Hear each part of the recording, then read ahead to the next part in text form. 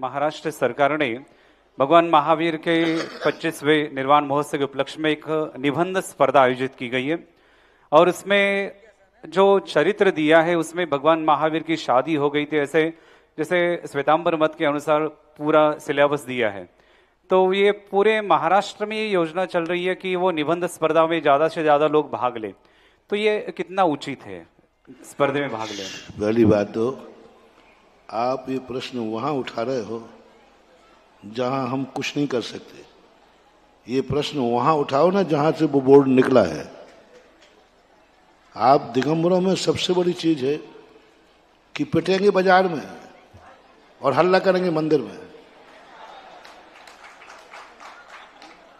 हल्ला करेंगे, अरे भाई जहां मंदिर में हल्ला करने की अपेक्षा जहां बाजार में हल्ला करो ना। आज मान लो उन्होंने लिखा है तो आज दिगंबरों ने कोई आवाज उठाई, कोई जुलूस निकाला?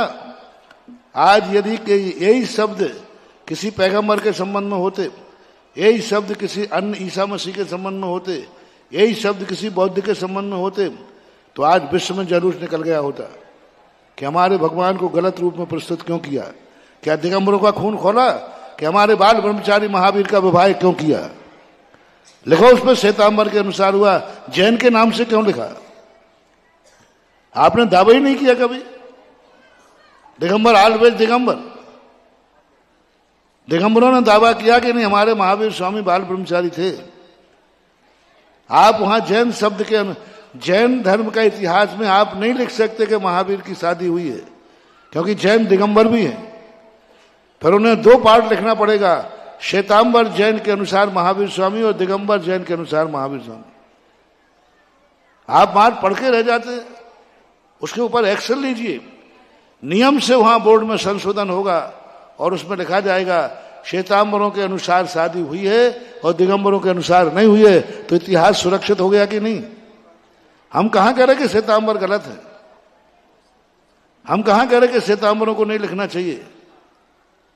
लेकिन हम ये भी बर्दाश्त नहीं करेंगे कि दिगंबर में भगवान महावीर बाल ब्रह्मचारी थे, उनकी शादी करना ये भी हमारे लिए बर्दाश्त नहीं है।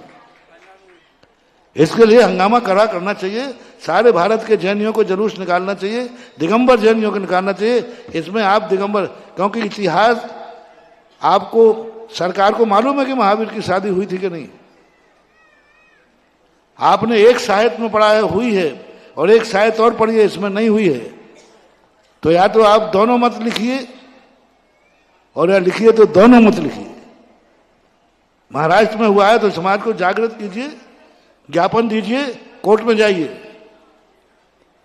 कोर्ट में जाइए।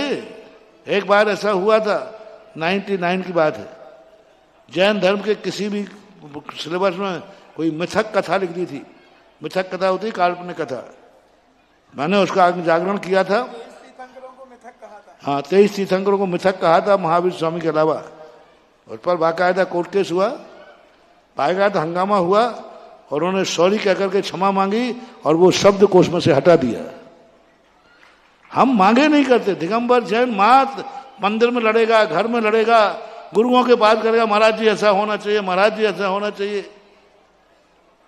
ये चीज आपको सरकार को जताना चाहिए, सरकार पे हंगामा करना चाहिए, चुनाव के समय करना चाहिए। देखते हैं कैसे संशोधन नहीं होता।